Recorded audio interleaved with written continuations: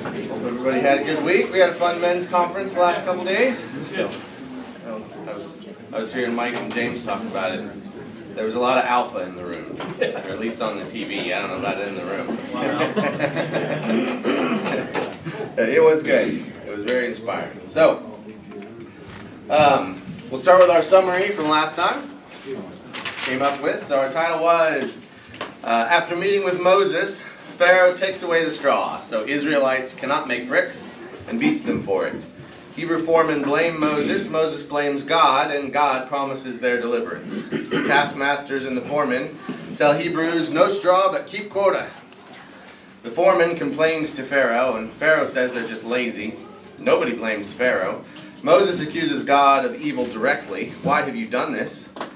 And God says, just wait and see. 7 eternal promises to take them out of slavery and be their God. So that one is going. When we get to the last bucket, this board's going to be all the way over there. And I might have a few more gray hairs.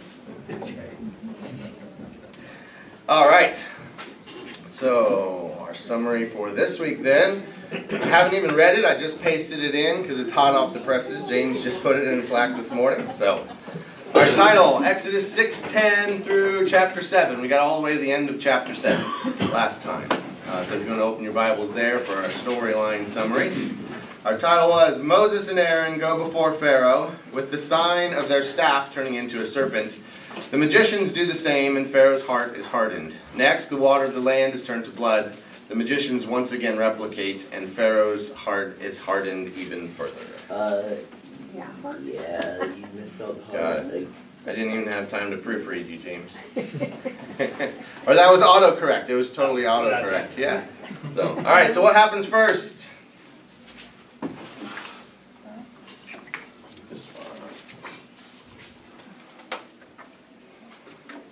Exodus 6:10.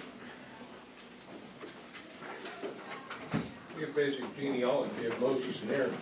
That's true. I misspelled genealogy. I did. Before that, we get that weird phrase, uncircumcised lips, right?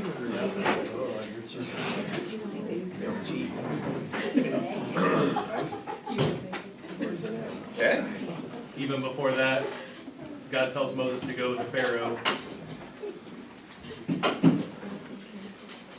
then Moses disputes that they'll even listen to him. That's right. Good. Moses says, the Hebrews didn't even listen to me.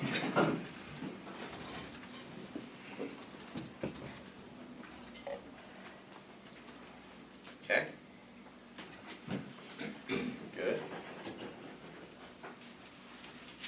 Then what?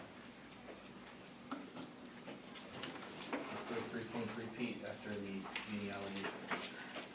Yeah, that's the end of the inclusio. I'll say Moses still has uncircumcised lips.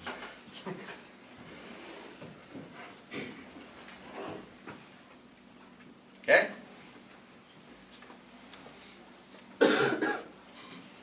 And then what comes next after the genealogies?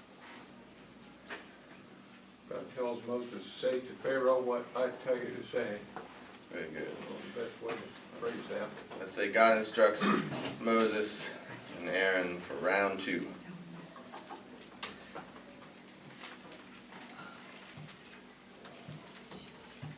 And then what?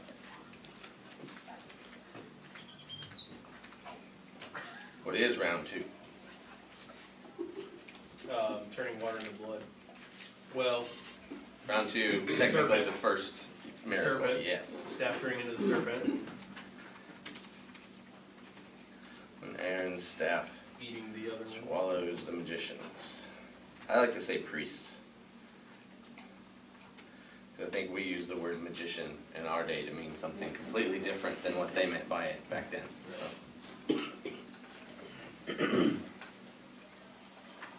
Pharaoh's heart was hardened. Yep.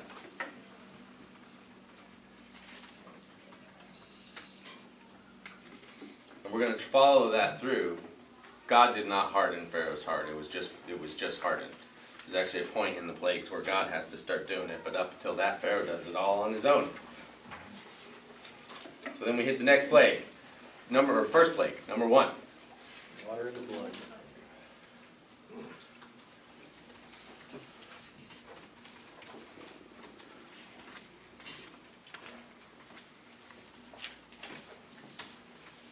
Okay.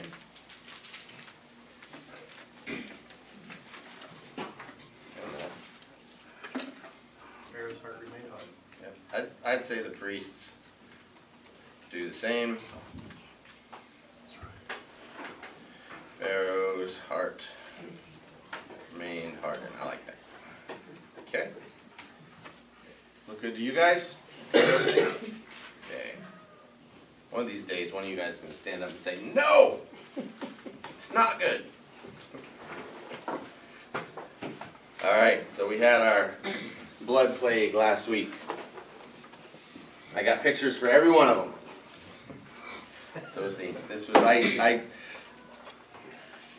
I asked the AI to build me a time machine so I could go back and take a picture with my iPhone. And so this is actually what it looked like now. It was actually easier to produce an artificially intelligent being to create colored pixels than it is to make a time machine, I think. So I went with the easier version. It would have been awful though, definitely. So we're going to kick back up in Exodus chapter 8. So you guys want to turn there.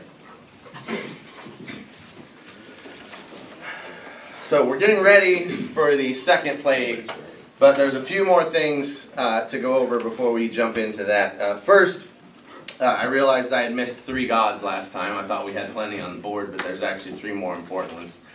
And then it struck me that, you should really sympathize with Moses here, because he grew up in Egypt, and it said he was well versed in all the ways of Egypt. So he had to learn in school as a kid all 124 gods, and probably took a lot of tests on them. And we just had a few on the board the other day.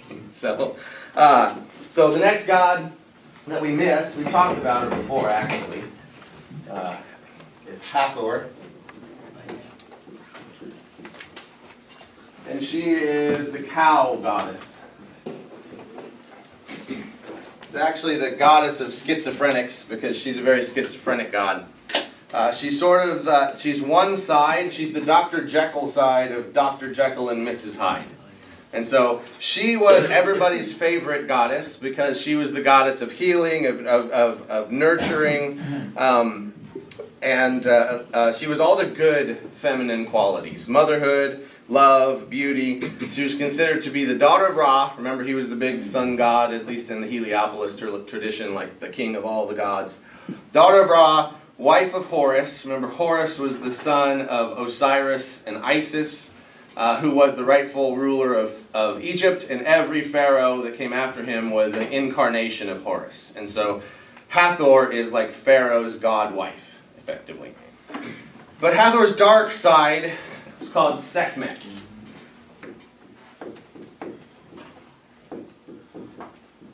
She was the god of plagues. They actually had a god for that, or goddess for that.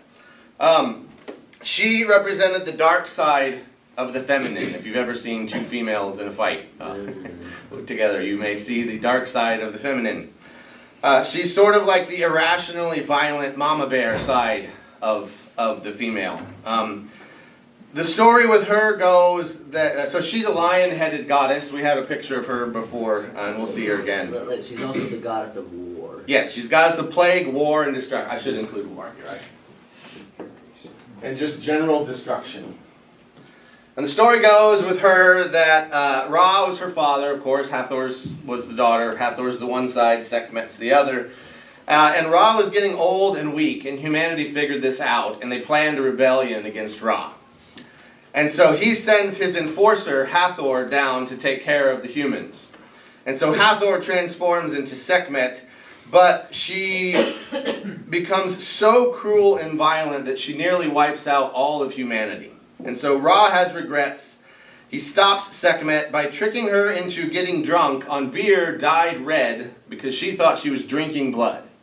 And then when she gets drunk from the dyed red beer, then she turns back into gentle Hathor and everybody goes on their merry way. I am very glad that's not how reality actually works. But that was the goddess of the plagues of Sekhmet. And then the last one is one of those syncretisms, those combining of gods. It was the god Ta. I have no idea. Anybody know why we have a silent P in English? I never understood the silent P. Like, why put it there if you're not going to use it? It's not an English It's like word. the ancient John. It's just Is that what? It's not an English word. I mean, maybe that's why. Yeah, but they also didn't use the Roman letters either, so. It's Ta. Maybe it's Ptah. Ptah. I will say Ptah, hoisted by your own Ptah. So anyways, Ptah. So the incarnation of Ptah on earth was Apis. Apis was the bull god, the god of strength and fertility, you know, big, strong bull. If you've ever actually been somewhere with a bull, you realize how little and fragile you are. But Apis, the bull, was considered to be the incarnation of Ptah on the earth. But Ptah was from the Memphis tradition, not the Heliopolis tradition. So the Heliopolis tradition says Ra is the creator god of everything, right, on the top. The Memphis tradition says Ptah is the creator god of everything. And they actually got it pretty close to the actual god. According to that tradition, Ptah conceived of reality in his mind and created the universe by speaking a word. He spoke a word and created the entire universe. And so the Egyptians were just fine with having two conflicting, completely different stories of creation. But that made Apis one of the most important gods in their pantheon. I think the second biggest temple in all of Egypt was the one that had the Apis bull. You remember the Serapeum where they embalmed the bulls and buried them? So that was sort of also a shrine to Ptah. But something that you'll see as you study polytheistic religions is they have this penchant. The demons seem to have a favorite pastime of telling people there is a Most High God, and it's them. And their Most High God is kind of like God, but there's always a few tweaks or differences. So like in Hinduism, this drove me batty for a while, trying to talk with one of my Hindu friends and tell them about Yahweh. It's like they have Brahma, they have Vishnu, they have Shiva, they have Shakti. They're all the great and grand God, and they just kind of sit there with this cognitive dissonance all the time, that these are all possible Most High gods. And maybe they're all the same Most High God sometimes, but they're different other times, and it's frustrating. But it's the same thing in the Egyptian theology. Yeah? Honestly, the most really confusing thing about Indian mythology is the whole reincarnation thing, which makes the stories more confusing. Actually, the reincarnation is probably the easiest one to understand. Really? I think it makes sense. It's like somehow we see injustice in the world. We want there to be an answer. And so there has to be justice sometime. And the real answer is there will be justice. But it's appointed to man once to live, or once to die, and then the judgment. That's the real answer. And what they tell them, what the demons told them was, there will be justice in the afterlife. It's just in the afterlife of this life, in this life, again and again and again. But that's an important point, though, that in fact there was a Hindu guy who had converted to Christianity who I saw a couple of years ago. I don't remember his name. That he said the thing that finally pushed him over the edge to Jesus was reading the New Testament and recognizing that all of these gods he'd been worshiping were all subject to samsara. They were all subject to the birth and re-death process. They couldn't escape it. They were stuck in the same wheel that the humans were stuck in. They had a little bit more power, but they're stuck subject to nature. And Jesus and Yahweh were not. And that's when he realized, this is who I should be following, not these gods who themselves can't escape samsara. They themselves can't get out of this constant cycle of birth and death and rebirth. Or another example is the demon Jibreel, who appeared to Muhammad in a cave of, started with an H, I don't remember the name. Okay, I don't know if any of you know the origin story of Islam, but the origin story of Islam is a spirit being appears to Muhammad in a cave and commands him to read. He just says one word, read, and then he proceeds to torture him. And Muhammad is terrified. It said it pressed on him so heavily he thought he was going to die, and somehow he manages to escape, gets out of there, and runs back home. And his Christian cousin Walid and his Christian wife, convince him that he has seen the angel Gabriel, and he has been chosen to be a prophet of God. So he's like, I don't think so. He's literally hiding under the bed in the story. He's like, I don't think so. No, no, no, you got to go back. So they finally convince him to go back. He goes back. The demon appears again in the cave and says, yes, I really am the angel Gabriel or Jibreel. Of course I am. And he gives him the first 3 verses of the Quran. They're not the first 3 in order, but the first 3 that were dictated to him. And then he proceeds to give him the Quran, in which they say there's a God named Allah. And he is the Most High God, just like we've got Ta, and we've got these different conceptions of the Most High God. But you know, we saw in here that the real Most High God doesn't tell us about himself, he shows us. He says, come and see, as Daniel said. So what's the come and see of Allah? Is Allah Yahweh? What happened in the world from the Muslims? The come and see of Allah, the thing that he used to prove who he was. We got forced conversions. Is that the God of the plagues that hardened Pharaoh's heart to give him his free will back? It said, your free will is so sacrosanct, I will harden your heart so that I don't take it away? Or is it, I'm going to force you to convert to Islam whether you like it or not? That's not the God in this story. You get mass slavery. They were the largest slave traders ever. They still have, there's more people in slavery today than there were at the height of slavery of the African slave trade. All Muslim, almost all Muslim. They have mass violent rape. They kidnap women and girls. They force them to marry them and just rape them their entire lives. They beat their wives into submission, and they have institutionalized lying in service of the greater good of jihad, of bringing the entire world under the control of Allah. Now that sounds to me like Ta. Doesn't sound to me like Yahweh. And so we have this constant theme from the demons of, oh yes, there is a Most High God, but it's this other set of qualities and not the true one.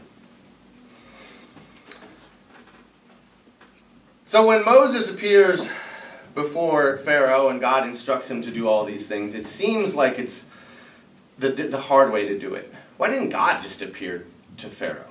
Right? Why didn't he just appear and say, let my people go, or I'm going to do this to you? We don't know. I just think it's a really interesting question. Why didn't he do it? Why did he do it this way? You can't argue with the effectiveness of it, though. God tells us, at one point, in fact, he even says, he's doing this so that, what did I write down? So that my name will be proclaimed through all the earth, right? That's one of his purposes. So the way he did it, it worked. Moses, the story of the 10 plagues, has been proclaimed through all the earth since that time. And so, regardless of why he didn't just appear directly, why he has Moses as the go-between, it worked. Now, one thing I didn't get to last time about the blood is how many of you guys have heard people explain the plagues with naturalistic explanations? They try. They try, yeah. I don't understand this at all. It's sort of like watching some fantasy movie where there's dragons and there's all this magic and everything, and you know, at some point somebody eats poison and doesn't die or something. You're like, well, that's not believable at all. You're like, that's the most believable part of the entire movie. If we're talking about the God who created everything, who can do anything, why in the world would we get to this and be like, well, it must have all been natural? It couldn't have actually. The miracle was just when it happened. It was that they said it would happen and then it happened, but then it was all natural after that. Well, the text doesn't say that. So for those of us who are trying to explain them all in terms of natural occurrences, realize that that is just our modern secular Western bias coming in. You have this internal feeling that you want to explain everything in naturalistic terms, and it doesn't belong here. The whole point is this is not natural. Right? If it was natural, there's nothing miraculous about God at all. So I've heard people say, well, there's this trick that you can still do today with snakes. That you can hold the snake in a certain spot behind its head and it will be stiff as a rod. And so the magicians came in and they were carrying their snakes by the heads and they looked like a rod and they threw it down and then the snake comes back to itself and starts, squiggling around. That's not what the text says. It says that they did the same thing Moses, or that Aaron did, right? It says they did the same thing. Their staffs turned into snakes. The Nile into blood. I've heard people say that there's a mountain upstream that has red mud in it. And the red mud can get released into the water, and the water can look red, like blood. With that explanation, it sounds more ridiculous than what actually happened. Well, it kind of does, because these people know what blood is. They know the difference between mud and blood, and the Bible doesn't say it turned red like blood. It says it turned into blood. It doesn't say there was mud there. So it still would have been a miracle if right at that instant Moses or Aaron's holding his hands over the waters and all the red just appears. That would still be a miracle, but we don't need it to be only that miracle. That's not what the text says. So, but the other thing is, most people assume the magicians of Pharaoh were just tricksters. They were, because we say magicians in our day is synonymous with illusionist. We think they're doing illusions. But that is not what the text says. It says they did the same thing. So what the text is telling you is their occult arts given to them by their gods, right? The other gods that were in charge of Egypt, those spells worked. They turned the staff into a snake. They turned the water into blood. And then they get to gnats and they can't do it. Just like back when Joseph interpreted the dream, and the dream interpreters, these same kinds of people in Egypt, told Pharaoh, we can't do it. Everybody then that I've read, all the commentators were like, well, they're all just fakes. And so, but if they were fakes, why wouldn't they have just made up another story for the meaning of Pharaoh's dream then? They actually said, no, we looked through all of our books, we don't have it. For the gnats, they looked through all their spell books. They had no spell for turning dirt into gnats. And they said, we can't do it. Because it was real. Because think about it. Wouldn't it be easier to swap out a bowl of dirt under the sheet for a bowl of gnats and an illusion than it would be to like turn the Nile into blood or get frogs to appear, and that's the one that they say they can't do? That would have been way easier. Just have some kind of a gas that makes the bugs all fall asleep, right? And they look like dirt, and then they come up. So there's no sign to me that there is illusions in this thing. I think the magicians were real. I think the occult do have the ability to do things that we would rather they didn't. I don't know what all the rules are, but that's what this text is saying. And my last introductory point is something that we've read this story this far. So we're going to take our telescope view again. We've gone through this, all of the history of the universe up to this point. This is the first time God has introduced himself to a large group of people after the flood. To humanity, you could say. And our God, Yahweh, remember we're reading this to learn about Yahweh. And the way Yahweh introduces himself to humanity is 10 plagues. The God of love, that we all love. Who is a God of love? The first way he introduced himself to humanity was 10 awful plagues. Blood, frogs, gnats, flies, disease, boils, hail. That's the God that we follow. In response to evil. He didn't do it capriciously. It's the evil that was done to the Hebrews that brought this all out. And God says, now you're going to know that I am Yahweh. So let's start chapter 8.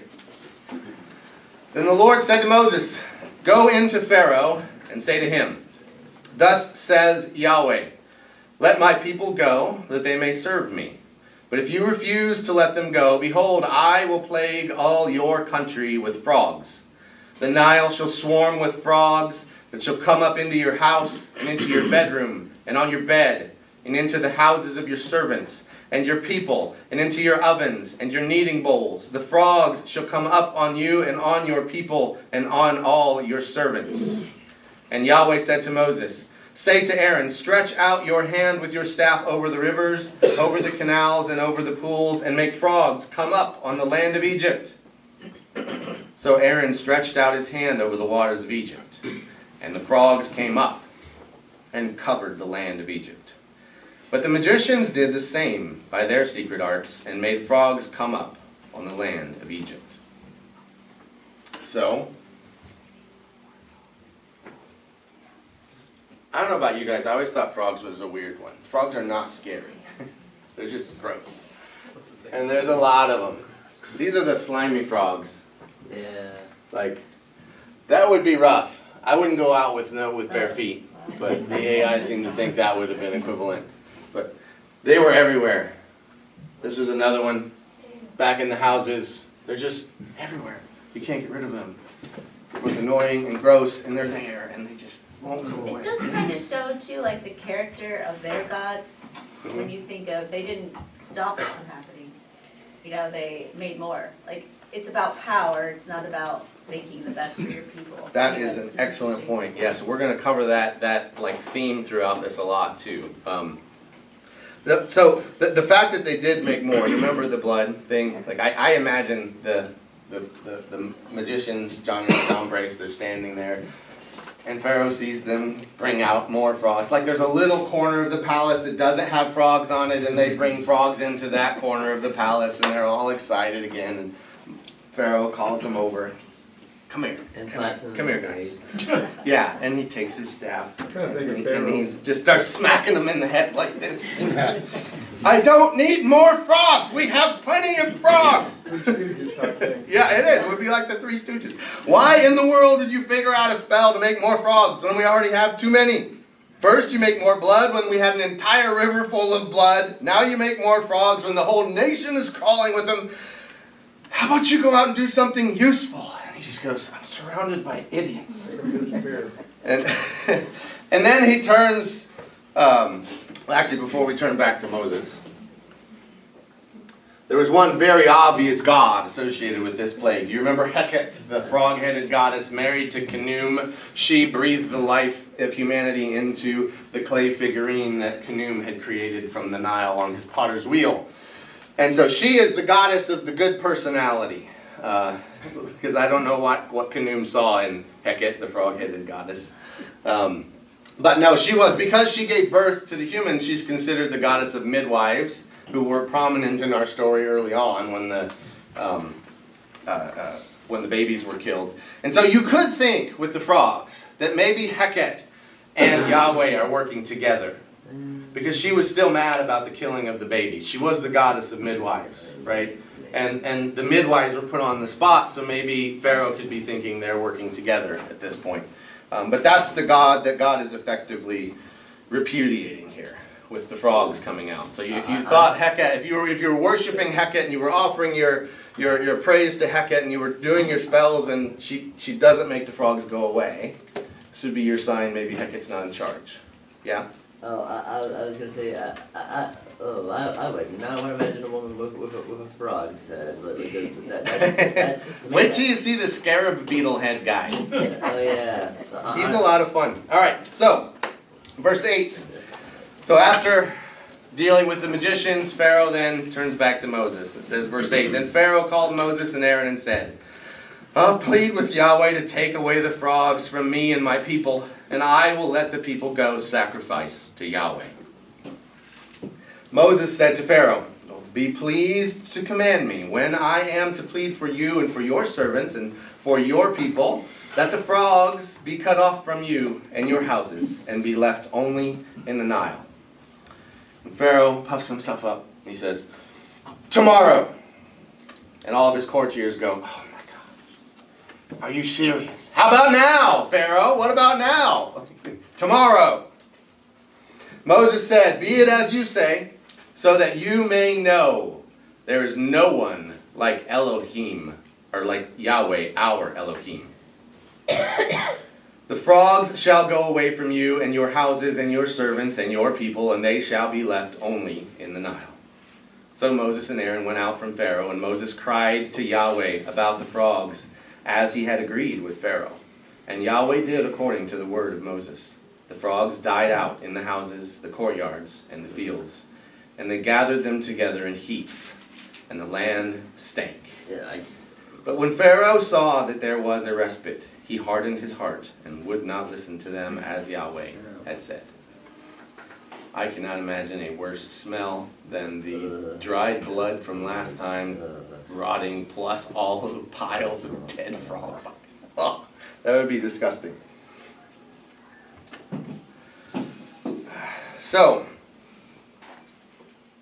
Moses here basically goes up to Pharaoh, and you know how when a magician does a trick, he's like, pick a card, any card, because if the magician picked the card, it wouldn't really be all that impressive, right?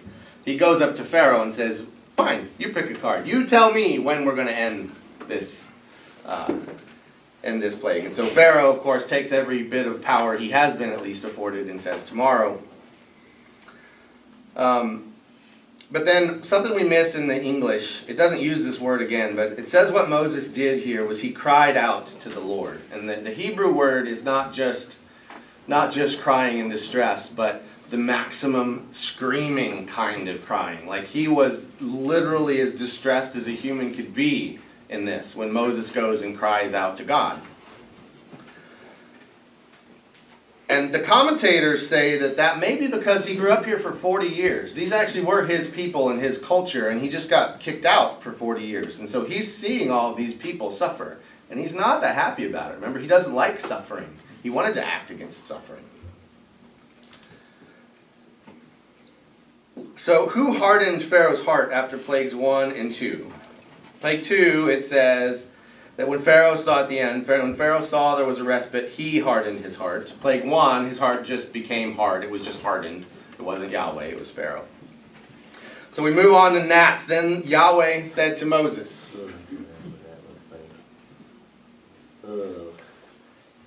Have you ever been in a big cloud of gnats? Well, I can't They say get it. in every orifice. Well, They're in your ear, they're in the little folds of your ear, they're in your nose, they're in your mouth, they're just I everywhere. can't stand them. And they don't bite, they're just They're everywhere. annoying. If you want it, yeah? This is actually a backtrack a little bit. Part thought about hardening the heart. It actually, in my mind, it reminded me in the Gospels where the Pharisees and the people of law they'll just give us a sign. He's like, what do you want? I did it already, and you still don't believe. And so that's kind of the same thing with Pharaoh. It doesn't matter if God himself had spoken to him. He wouldn't have believed it because he's That's Pharaoh. a good point. That's a good point. God may be telling us here, if it would have worked, maybe I would have done it, but it wasn't going to work either. That's a good point. That is a good point.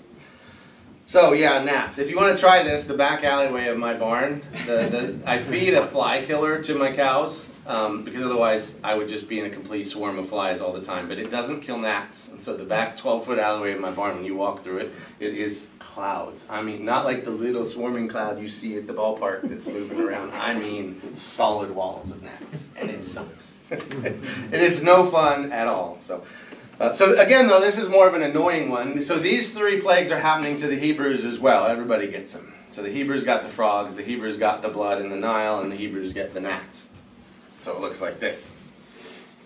This was another one, marketplace. Like the actual dirt. It does kind of feel in the cloud of nuts like the dirt in the air has turned into an insect. And so this is what it might look like for these people. And I do think it's important when reading the plagues to try to put yourself in their shoes. Okay, first of all, they didn't have TV or the internet back then. So I imagine the bulk of the people in Egypt had no idea what was going on. We're reading the story from Pharaoh's palace.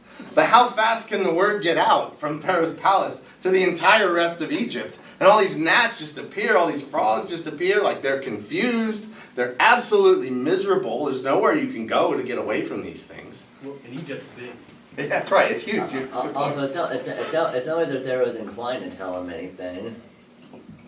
I don't think Pharaoh could have kept the news from getting out, though. That's the job of courtiers. Like Yeah. the courtiers in the palace always shared all the gossip and everything, but even the gossip train, it can only move so fast. So, anyways, this would have been awful. Absolutely, as much as we laugh about it, it would be absolutely awful. Yeah, for these poor that's the people. part where I kind of feel bad for the people, because their king was stubborn, but.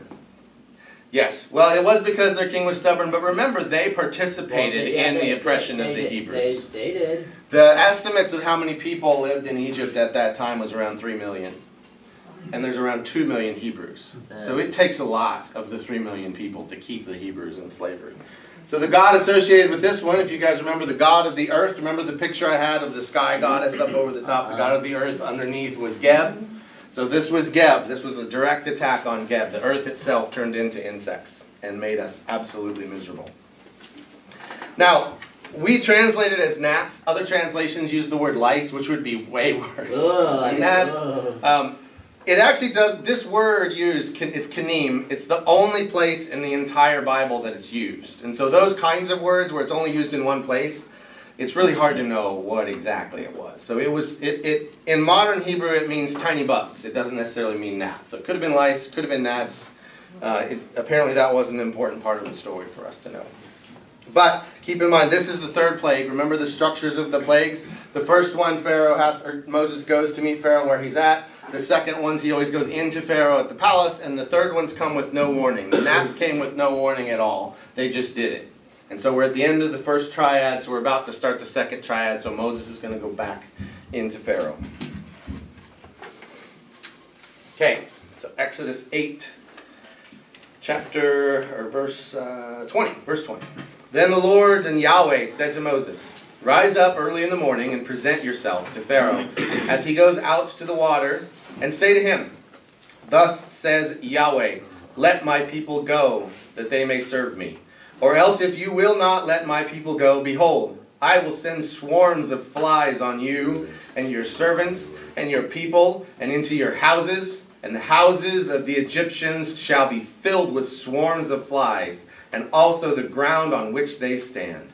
But on that day I will set apart the land of Goshen, where my people dwell, so that no swarms of flies shall be there, that you may know that I am Yahweh in the midst of the earth.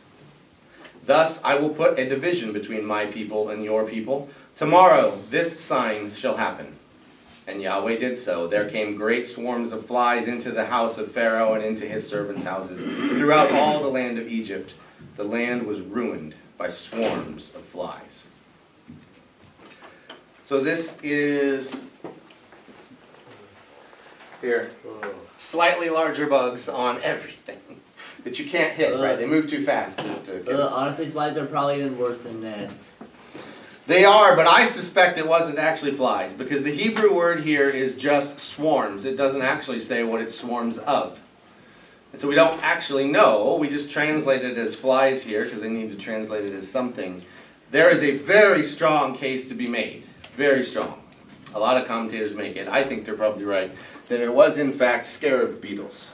Which would look like that. Oh.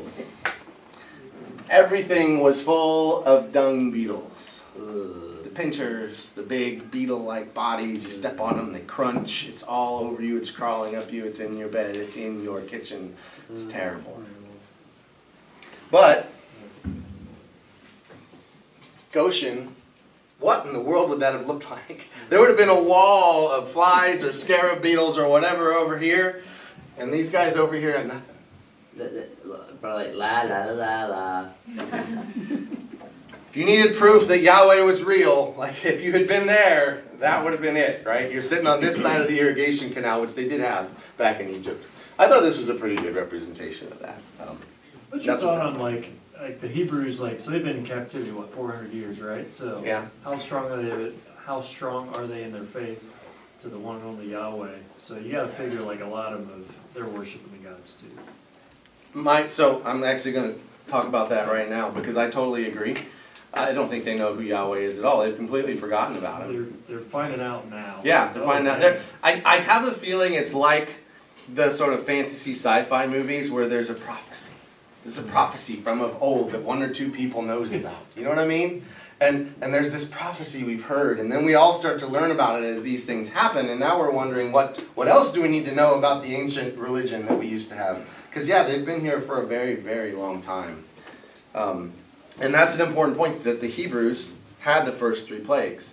And why does God say that he is not going to afflict the Hebrews with this particular plague? Is it because the Hebrews didn't deserve it? Does he say the Hebrews do not deserve the plague, so I'm not going to do it? No. It's solely because God picked them. It has nothing to do with the Hebrews. The Hebrews deserve the same plagues that the Egyptians get. And when we get to Passover, that's a key part of the Passover ritual, is that you didn't deserve to be saved from the angel of death either. You have to put the lamb's blood on your door. If you don't do that, you're going to die like them, because you're a sinner just like they are. And this here was not to make these guys think we're awesome. It was to show Pharaoh that Yahweh was in the midst of the entire earth. And that is why Pharaoh's tune changes when he comes back to negotiate with Moses this time. Because before, he could have easily thought Yahweh and Hekmet, Yahweh and Geb have struck a deal. And Geb's allowing Yahweh to do this. So they're working together because they're doing some, it's some quid pro quo kind of a thing. But now you hit this point, and you see that Yahweh is actually in the land. It's not that Geb's in the land and Yahweh's over here and he's he's doing stuff for him. Yahweh's in the land, and now Pharaoh's going to change his tune and say, well, if Yahweh's already in the land, why don't you just worship him here? You don't have to go anywhere. You can just stay there and sacrifice to him. So he learns from this plague that Yahweh's not limited in territory at all. And so the god related to this one, there's your scarab-headed God. It's probably worse than the frog head. Yes. So remember, he was the guy that rolled the sun across the Yeah. sky every day. So the scarab beetle is a symbol in a lot of Egyptian relics and things like that. This is why it would make sense that it was scarabs, because this was a holy beetle to them, basically. And of course there was Shu. He was the god of the air and the wind. Remember the space between the sky? He was holding Nut up and above Geb. And so this was an attack directly on Shu and Khepri. Even if he was just the scarab god, it could still be the god of insects. Something like that.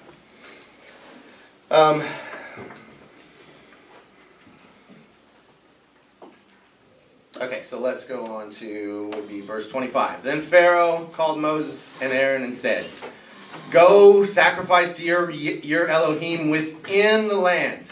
But Moses said, "Well, it would not be right to do so, for the offerings we shall sacrifice to Yahweh our Elohim are an abomination to the Egyptians. If we sacrifice offerings abominable to the Egyptians before their eyes, will they not stone us? We must go 3 days' journey into the wilderness and sacrifice to Yahweh our Elohim as he tells us." So Pharaoh said, "I will let you go sacrifice to Elohim, or to Yahweh your Elohim in the wilderness, only you must not go very far away. Plead for me." And then Moses said, "Behold, I am going out from you, and I will plead with Yahweh that the swarms of flies may depart from Pharaoh, from his servants, and from his people tomorrow. Only let not Pharaoh cheat again by not letting the people go to sacrifice to Yahweh." So Moses went out from Pharaoh and prayed to Yahweh. He didn't cry this time, he just prayed. And Yahweh did as Moses asked, and removed the swarms of flies from Pharaoh, from his servants, and from his people. Not one remained. But Pharaoh hardened his heart this time also, and did not let the people go. So Pharaoh did the hardening this time. I forgot to point out earlier there, this is the first plague that God gives him a time that it's going to happen. It doesn't just happen right then. Which, you know, in the discipline of children, if you're going to spank them, it is significantly more impactful to spank them later, because the waiting on it to come is far worse than the spanking right now, and that's what's happening to Pharaoh. He had to sit and wait all day for these flies to show up. But Pharaoh, part of why he changes his tune, of course, is he learns that Yahweh's here, so I can negotiate with this. But the other reason is, I think you see a change in his demeanor, that he knows now they intend to leave for good. They're saying 3 days. That's why he's like, "No, don't go very far, but I know you're not coming back." He's completely reevaluating his relationship with the Hebrews. And remember, the original reason for the Hebrews' enslavement was to break their spirit. It was so they don't join with our enemies, since they are our border, and come and attack us. If that was still the reason, I'd be more than happy for them to leave. They're no longer a threat here. They can get out of here, and now we don't have to worry about them joining our enemies and attacking as the enemies come through the border. But that's not the case anymore. He realizes that he's about to lose a 1 million plus person workforce, and he realizes there ain't going to be anybody to make the bricks that he's been so used to all of his life. And he's kind of, I think now, sort of like, I used the feral cat analogy before for Israel. He's like a young child that has been torturing a feral cat and then is sad when the cat like, that's where Pharaoh's at right now. I just want to do whatever I can to make sure I don't lose them. I want them to stay here. But we said before, Machiavellian Pharaoh is playing chess. Now Moses is playing chess. He is very quick with that answer, right? Is right away, Pharaoh says, "Well, just worship him here." I would have been like, "Well, maybe that's okay, God." Like, nope. Moses is just like, "If we sacrifice bulls and lambs here, your people are going to stone us, and you know it." And Pharaoh doesn't actually respond to that at all. It's strange. Pharaoh doesn't care that they're going to go sacrifice bulls and lambs. I suppose because he thinks he's a god himself. The other people care enough, they would stone them on the spot. Pharaoh's okay if you go out and do it over there. And so that's why he doesn't argue with that. All right, so chapter 9. Then Yahweh said to Moses, "Go into Pharaoh." So remember, this is the second plague in the triad. "Go into Pharaoh and say to him, 'Thus says Yahweh, the God of the Hebrews, let my people go, that they may serve me. If you refuse to let them go and still hold them, behold, the hand of Yahweh will fall with a very severe plague upon your livestock that are in the field, the horses, the donkeys, the camels, the herds, and the flocks. But Yahweh will make a distinction between the livestock of Israel and the livestock of Egypt, so that nothing of all that belongs to the people of Israel shall die. And Yahweh set a time, saying, tomorrow Yahweh will do this thing in the land. And the next day Yahweh did this thing. All the livestock of the Egyptians died, but not one of the livestock of the people of Israel died. And Pharaoh sent, and behold, not one of the livestock of Israel was dead. But the heart of Pharaoh was hardened, and he did not let the people go. It still was just hardened. Yahweh hasn't had to jump in here yet. So, a very important phrase in that section is the livestock in the field, because livestock show up later in the text. This is only the livestock owned by Egyptians, not livestock owned by slaves or foreigners, and it's only the ones they didn't get in the barn. So anybody that left them in the field, those died. So there's still livestock around. Pharaoh doesn't believe it. He has to send somebody to check. He's like, there's no way none of their livestock died. That's not how this stuff works, you know. And yet, this is what it would have looked like that morning. We'd have gone out. All of their gods dead in the field at their feet. Apis bulls dead. The Hebrews, all their livestock's fine. Everything's dead across the canal. And just to give you a small idea of what I had to deal with the AI, here was the first version of this picture. Do you notice anything strange with this picture?